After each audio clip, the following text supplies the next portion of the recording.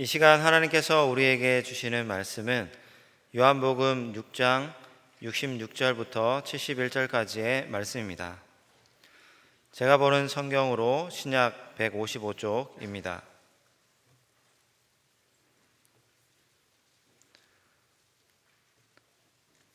하나님의 말씀을 봉독하겠습니다. 그때부터 그의 제자 중에서 많은 사람이 떠나가고 다시 그와 함께 다니지 아니하더라. 예수께서 12 제자에게 이르시되 너희도 가려느냐? 시몬 베드로가 대답하되 주여 영생의 말씀이 주께 있사오니 우리가 누구에게로 가오리이까? 우리가 주는 하나님의 거룩하신 자이신 줄 믿고 알았사옵나이다. 예수께서 대답하시되 내가 너희 12를 택하지 아니하였느냐? 그러나 너희 중에 한 사람은 마귀니라 하시니 이 말씀은 가룟 시몬의 아들 유다를 가리키심이라. 그는 12 중에 하나로 예수를 팔 자라라. 아멘. 오늘은 성령 강림 주일입니다. 그리고 우리 교회 설립을 기념하는 기념 주일로 지키고 있습니다. 오순절 성령 강림을 통해서 교회가 시작됐죠. 하나님의 백성들의 모임, 예수 그리스도를 주로 믿는 사람들의 모임이 교회입니다. 성령님이 우리 안에 내주하시면서 우리로 하여금 예수 그리스도를 주로 고백하게 하시고, 그래서 우리로 하나님의 자녀, 하나님의 백성이 되게 하셨습니다.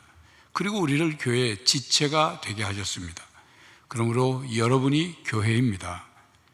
우리 모두 건강한 신앙인, 온전한 신앙인이 되어서 건강하고 온전한 교회를 만들어 갈 수 있기를 간절히 바랍니다. 본문의 배경은 예수님께서 오병이어의 기적을 일으키신 후에 갈릴리에 가난하고 배고픈 사람들이 예수님을 찾아왔습니다. 예수님이 또 오병이어의 기적과 같은 그런 기적을 행하시기를 기대하고 찾아왔죠. 그런데 예수님은 기적은 행하시지 않고 나는 생명의 떡이다, 나는 하늘에서 내려온 떡이다, 이 떡을 먹어야 영생한다, 이런 말씀을 하시니까 사람들이 무슨 말씀인지를 깨닫지 못하고 어려워서 못 따르겠다 하고 예수님을 다 떠나갔습니다. 예수님은 12 제자에게 물으셨습니다. 너희도 가려느냐? 이에 베드로가 대답을 했죠. 주님, 우리가 주께 영생의 말씀이 계신데 우리가 어디로 누구에게 가겠습니까? 주는 하나님의 거룩하신 분인 줄 우리가 믿고 알았습니다 라고 대답을 했습니다. 이렇게 베드로의 대답을 들은 뒤에 오늘 본문 70절에 예수님이 말씀하셨죠. 예수께서 대답하시되 내가 너희 12를 택하지 아니하였느냐? 그러나 너희 중에 한 사람은 마귀니라 하시니, 예수님은 제자들에게 이런 뜻으로 말씀하신 것입니다. 수많은 사람들이 나를 따르겠다고 따라왔지만 결국 다 떠나갔다. 너희들도 떠날 것이냐 물었더니 너희들은 떠나지 않겠다고 대답은 했다. 그러나 너희 중에, 너희 12 제자 중에 나를 한 사람이 팔 것이고 그는 마귀다, 이런 말씀을 하신 거예요. 예수님께서 그 나를 팔 자, 마귀라고 말한 사람이 본문 71절에 보면 가룟 유다라고 기록을 하고 있습니다.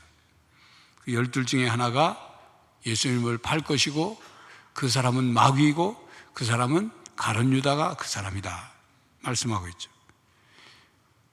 사탄이 가룟 유다의 마음에 예수님을 배신할 생각을 집어넣고 또 실제로 배신할 수 있도록 행하도록 사탄이 유다에게 들어갔습니다. 유다는 악한 생각을 따랐고 마귀의 지배를 받았습니다. 결국 유다는 마귀의 일을 한 거죠.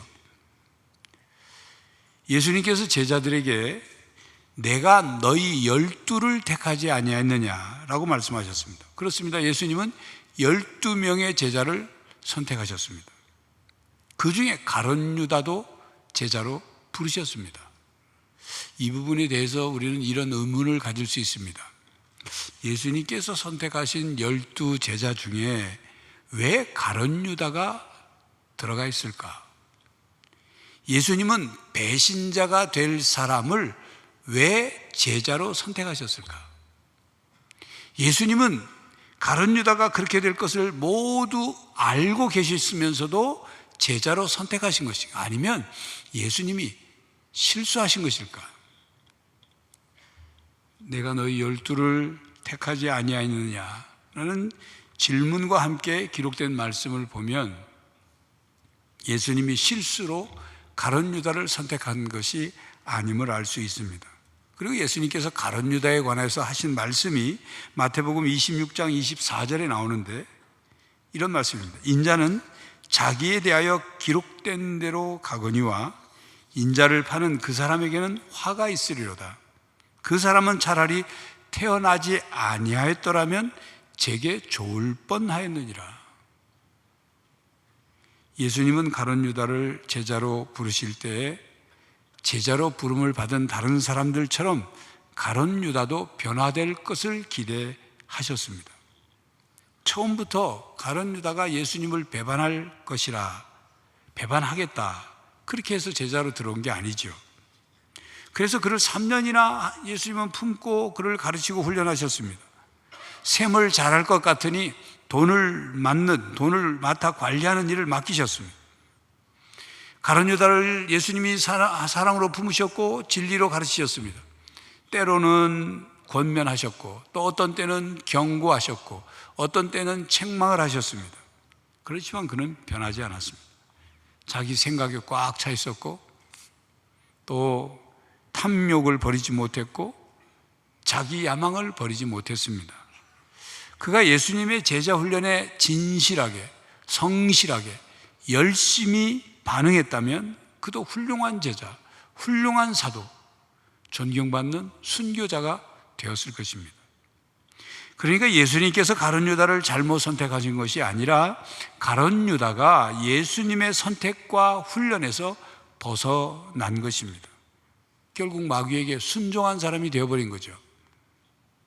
그렇게 가룟 유다는 바뀔 듯 하다가 바뀌지 않았습니다. 여러분, 이런 가룟 유다의 모습 속에서 우리 자신의 모습이 보이지는 않습니까? 그렇기 때문에 이 부분에 대해서 예수님은 왜 가룟 유다를 선택하셨을까라고 물으려면 예수님은 왜 나를 선택하셨을까라는 질문을 우리 자신에게 같이 해봐야 합니다. 예수님께서 우리를 부르실 때 우리는 가룟 유다보다 더 깨끗했을까요? 우리는 가룟 유다보다 더 솔직했을까요? 가룟 유다보다 더 충성됐을까요? 신실했을까요? 가룟 유다보다 더 사랑을 받을 만했을까요? 우리는 가룟 유다보다 더 제자 훈련을 잘 받을 만했을까요? 그래서 우리를 택하신 것입니까? 그리고 예수님께서 가룟 유다를 제자로 택하신 것에 대한 신비한 의미를 이렇게 설명할 수 있습니다. 예수님께서 고난당하시고 십자가에 죽으신 것, 그것이 예수님이 죄가 있어서가 아니죠. 우리의 죄 때문에 우리가 그 죄의 대가를 치러야 하는 것을 대신 치러주신 거예요. 그래서 우리가 당할 수치와 조롱과 고통과 버림과 죽음, 이걸 다 대신 담당하신 것 아닙니까? 그 중에 우리가 당해야 할 그 고통 중에 배신당하는 고통도 포함되어 있기 때문에 가룟 유다를 통해서 예수님은 배신의 고통을 당하셨다는 설명입니다. 또한 사탄의 입장에서 보면 예수님께서 12제자를 훈련해서 세상을 구원하시려는 계획을 가지고 계신데 사탄은 어떤 수를 쓰더라도 그 계획을 방해하고 그리고 무산시켜야 하지 않겠습니까? 그래야 사탄이 사탄이지. 안 그러면 사탄이겠습니까? 달콤한 사탕이지. 그렇기 때문에 예수님께서 공생애를 시작하시기 전 40일간 광야에서 금식기도 하셨을 때 제일 먼저 누가 찾아왔습니까? 사탄이 찾아와서 예수님을 유혹하고 시험에 빠뜨리려고 했죠. 그런데 예수님이 그 시험을 이겨내시니까 사탄이 어떻게 됐습니까? 그 다음 계획을 세웠겠죠. 그 다음 계획이 뭐겠습니까? 다름 아닌 12 제자 중에 한 사람을 자기 사람으로 만드는 것이죠. 그렇게 해서 12제자 속에 사탄의 생각, 사탄의 감정, 사탄의 계획, 사탄의 그 책략을 집어넣는 거죠. 그래서 12제자를 흐트리려는 거죠. 그 사탄 프로젝트에 가룟 유다가 걸려든 겁니다. 예수님께서 마태복음 13장에 알곡과 가라지 비유의 말씀으로 천국을 비유해서 말씀하셨습니다. 가룟 유다는 그 알곡과 가라지 비유에 나오는 가라지와 같은 존재죠. 비유의 내용은 이렇습니다. 24절 이하에 예수께서 그들 앞에 또 비유를 들어 이르시되 천국은 좋은 씨를 제밭에 뿌린 사람과 같으니 사람들이 잘 때 그 원수가 와서 곡식 가운데 가라지를 덧뿌리고 갔더니 싹이 나고 결실할 때 가라지도 보이거늘 집주인의 종들이 와서 말하되 주여 밭에 좋은 씨를 뿌리지 아니하였나이까. 그런데 가라지가 어디서 생겼나이까? 주인이 이르되 원수가 이렇게 하였구나. 종들이 말하되 그러면 우리가 가서 이것을 뽑기를 원하시나이까. 예수님은 천국은 좋은 씨를 제 밭에 뿌린 사람과 같으니 라고 비유의 말씀으로 가르치셨습니다. 예수님은 천국을 씨로부터 시작해서 열매 맺는 것으로 비유하는 경우가 많이 있죠.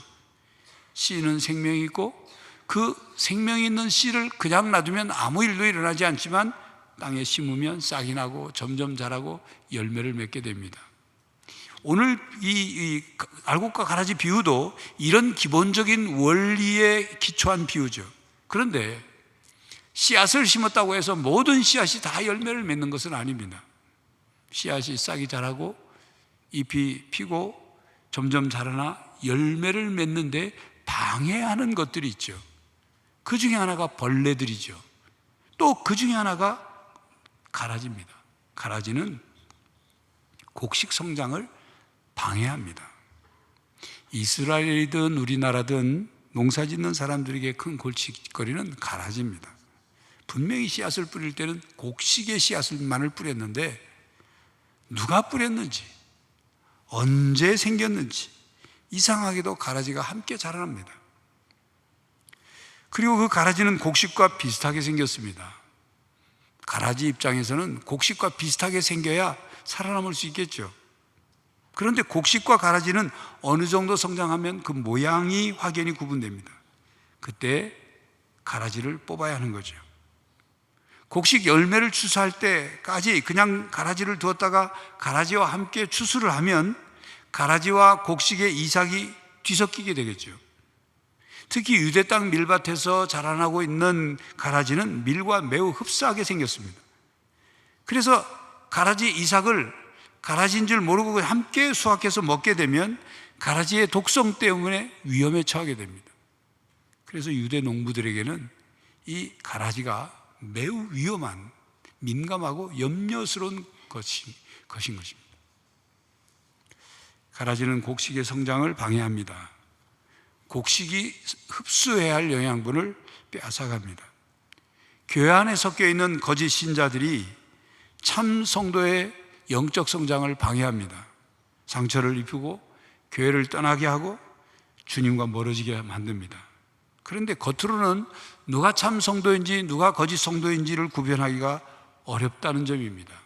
참 성도 같은데 거짓 성도가 있고 거짓 성도 같은데 참 성도가 있습니다.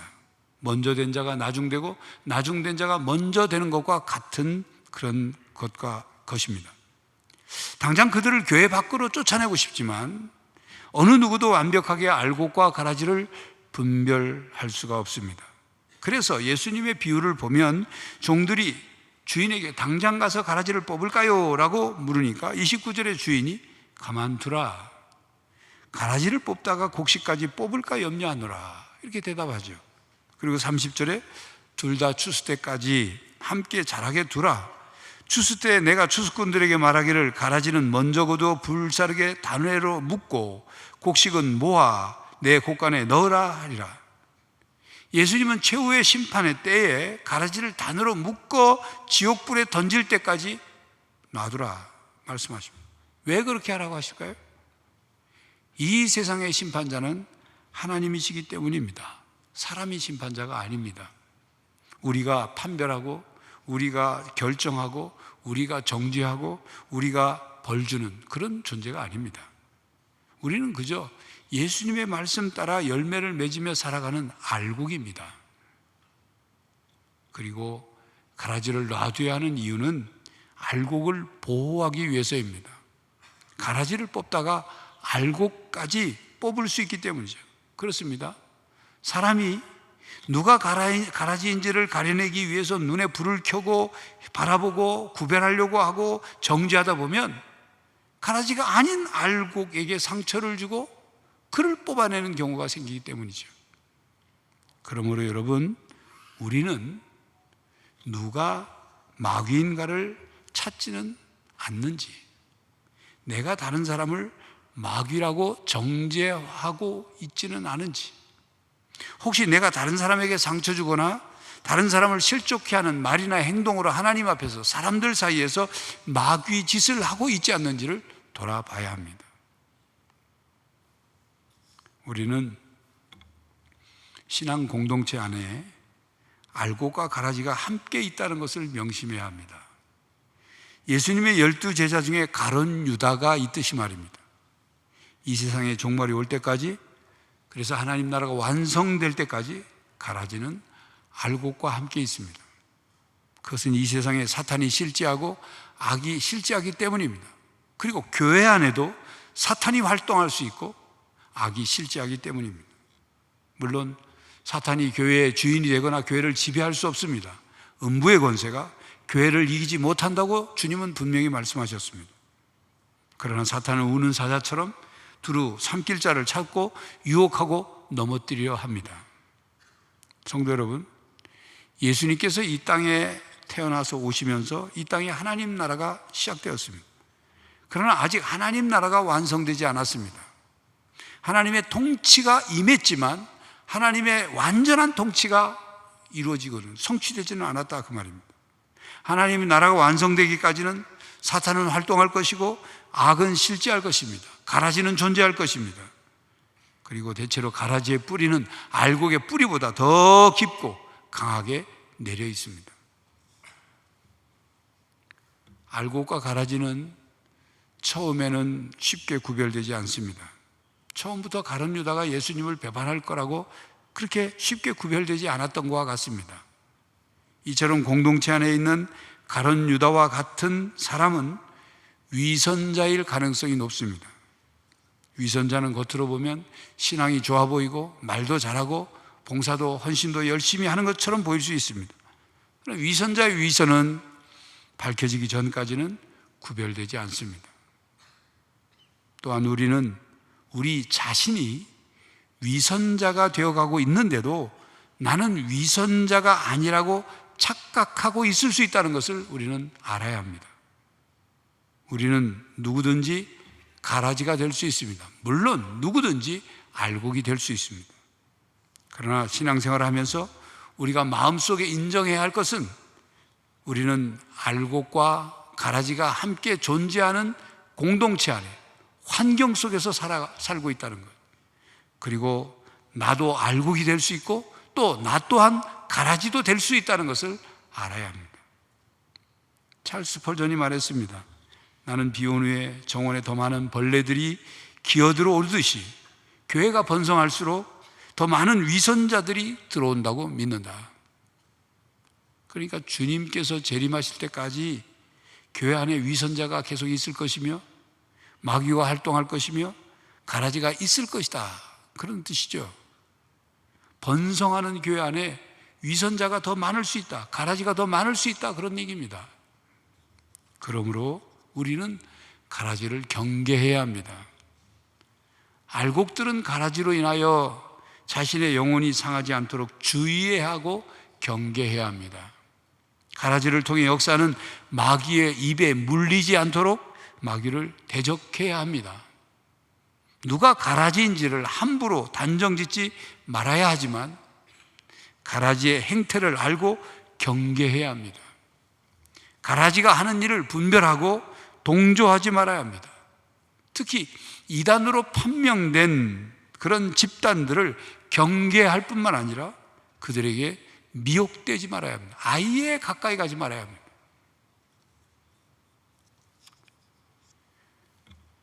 예수님은 12 제자를 선택해서 훈련시키시고 십자가에 죽으시고 3일 만에 부활하셨습니다. 부활하신 뒤 40일 동안 지상에서 제자들을 다시금 점검하셨죠. 그 부활하신 예수님께서 드디어 제자들에게 마지막 지상 명령을 주시고 하늘로 승천하셨죠. 그 지상 명령이 마태복음 28장 18절에서 20절까지의 말씀입니다. 예수께서 나와 말씀하여 이르시되 하늘과 땅의 모든 권세를 내게 주셨으니 그러므로 너희는 가서 모든 민족을 제자로 삼아 아버지와 아들과 성령의 이름으로 세례를 베풀고 내가 너희에게 분부한 모든 것을 가르쳐 지키게 하라. 볼지어다 내가 세상 끝날까지 너희와 항상 함께 있으리라 하시니라. 예수님의 제자들에게 복음을 전해 듣고 세례받은 모든 사람들이 모두 제자가 되었다, 그런 뜻이에요. 너희는 가서 모든 민족을 제자로 삼아 아버지와 아들과 성령의 이름으로 세례를 베풀고, 우리들도 이 땅에 복음이 전해지면서 예수 그리스도의 이름을 주로 믿음으로 세례를 받았습니다. 예수님의 제자가 되었다, 그 말이에요. 내가 너희 12를 택하지 아니했느냐고 물으시는 예수님의 말씀의 뜻에는 내가 너희를 제자로 택하지 아니했느냐라고 우리들에게 물으시는 질문이에요. 예수님의 제자가 된 여러분, 예수님을 떠나지 마시기 바랍니다. 예수님을 배반하지 마시기 바랍니다. 예수님을 끝까지 따르고 제자로서 알곡의 삶을 사시기를 바랍니다. 무엇보다도 예수님께서 우리를 제자로 부르셨어요. 세상 속에서 우리를 제자로 불러내신 거예요. 세상으로부터 하나님께 부름을 받은 사람들, 예수님을 주로 믿는 사람들, 그 공동체의 일원이 되게 하셨어요, 우리를. 그래서 우리로 교회가 되게 하셨습니다. 그리스도의 몸된 교회의 각 지체가 되게 하셨습니다. 그러므로 우리는 한 사람 한 사람이 건강한 신앙인, 알곡 신앙인이 되어야 합니다. 우리가 알곡 신앙인이 되기 위해서, 또 가룟 유다처럼 가라지가 되지 않기 위해서, 또 가라지의 공격에 쓰러지거나 열매를 맺지 못하는 나무가 되지 않기 위해서 우리는 성령님의 도움을 구해야 합니다. 예수님의 부활 승천 후에 오순절에 강림하신 성령님은 보혜사 성령님이십니다. 보혜사란 은혜로 보호하시는 스승이란 뜻이에요. 은혜로 우리를 도우시는 분, 우리의 상담자요, 우리의 변호사요, 우리의 위로자요, 우리의 친구가 되시는 그런 분이란 뜻이에요. 보혜사 성령님은 우리를 보호해 주시고 도우시고 우리를 위로해 주시고 우리를 대변해 주시는 분이십니다. 그러므로 우리는 보혜사 성령님을 마음속에 모셔야 합니다. 그래서 성령님이 우리 안에 충만히 거하시게 돼요. 우리 한 사람 한 사람이 성령이 충만하면 우리 교회가 성령 충만한 교회가 되죠. 그래서 가라지들이 발을 못 붙이게 만들어야 되는 거예요. 가라지든 알곡이든 다 영양분을 필요로 해요. 알곡이 필요하는 영양분은 하나님의 말씀입니다. 가라지가 필요한 것은 정욕적이고 세상적이고 마귀적인 것들을 필요로 해요. 이런 것들을 우리는 제거해야 되는 거죠. 가룟 유다가 세상적이고 정욕적이고 마귀적인 이것을 버리지 못했어요. 제자가 된 가룟 유다 마음속에 계속적으로 꿈틀거리고 있던 그런 탐심과 탐욕은 결국 사탄의 발판이 되었고, 사탄은 그걸 이용해서 가룟 유다의 마음을 사로잡고 그로 하여금 하나님, 예수님과 가룟 유다를 점점 멀어지게 했죠. 결국 예수님을 팔게 되는, 그 예수님을 배반할 것에 대해서 예수님이 지적하고 경고하셨지만 가룟 유다는 듣지 않은 거예요. 마지막 기회에도 돌이키지 않았어요. 결국 그가 제자가 아니라 배신자가 되어버린 거죠. 성도 여러분, 하나님의 자녀들은 심판의 때까지 사탄으로 인해 공격당할 수 있습니다. 악한 자들로 인해 시험을 당할 수 있습니다. 가라지로 인해 상처받고 신앙이 흔들릴 수 있습니다. 그러나 우리를 보호하시는 성령님을 의지해서 우리는 승리해야 합니다. 마침내 누가 가라지인지 드러나게 되어서 가라지가 뽑히고 가라지가 지옥불에 던져질 때가 올 것입니다. 그때 누가 가룟 유다와 같은 가라지인지, 누가 주님을 위해 끝까지 견디고 믿음을 지키고 믿음으로 승리한 성도인지를 알게 될 것입니다. 성도 여러분, 인내하시는 하나님께서 우리에게 주시는 회개의 기회를 놓치지 마시기 바랍니다. 그리고 풀무불에 던져질 가라지가 아니라 알곡이 되시기를 바랍니다. 주님의 몸된 교회를 든든히 세우며 교회의 사명을 감당하는 지체들이 되시기 바랍니다. 성령 강림주일과 교회 설립 기념주일을 맞이해서 보혜사 성령 하나님이 우리 가운데 충만히 거하시고 우리 모두 예수님의 제자로서 건강하고 온전한 신앙인이 되시기를 간절히 바랍니다. 기도하겠습니다. 하나님, 이 땅에 사탄이 활동하고 악이 실제하며 가라지가 존재하므로 우리가 하나님의 자녀로, 하나님의 백성으로, 하나님의 또 예수님의 제자로 살아가기에 때로는 힘들고 어려울 때가 있지만 성령 하나님이 우리 가운데 오셔서 우리 가운데 힘을 주시고 보호해 주시고 능력을 주시니 감사합니다. 주님, 우리가 가라지가 되지 않고 알곡의 삶을 살 수 있도록 우리를 끝까지 붙들어 주시고 우리는 하나님의 말씀과 주님의 사랑에 힘입어 성령 하나님의 충만하심을 힘입어 이 땅에 알곡으로 제자로 살아가게 하여 주시옵소서. 예수 그리스도의 이름으로 기도하옵나이다. 아멘. 성도 여러분, 여러분은 세상으로부터 부름받은 하나님의 백성입니다. 예수 그리스도의 제자입니다. 여러분이 교회입니다. 가라지를 경계하고 건강하고 온전한 알곡이 되어 하나님 나라와 몸된 교회를 세우는 성도가 되시기를 간절히 바랍니다. 지금은 우리 주 예수 그리스도의 은혜와 하나님 아버지의 사랑과 성령 하나님의 교통하심이 예수님의 제자로 알곡이 되어 하나님 나라와 교회를 든든히 세우며 사명을 감당키로 다짐하는 모든 성도들과 가정과 삶의 현장 위에 그리고 주의 몸된 교회 위에 이제로부터 영원히 함께 하시기를 간절히 축원하옵나이다. 아멘.